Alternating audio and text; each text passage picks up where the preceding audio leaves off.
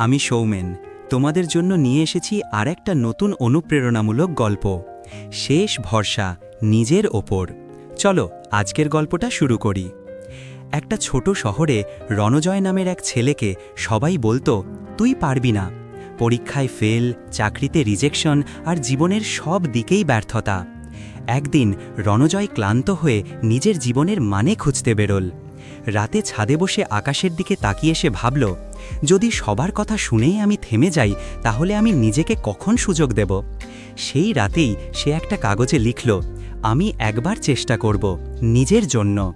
তারপর শুরু হলো নতুন সকাল।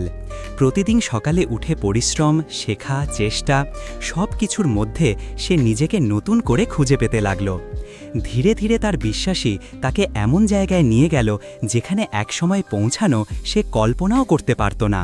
শেষে রণজয় বুঝল, হার মানা মানে ব্যর্থতা না, চেষ্টা না করাটাই আসল হার।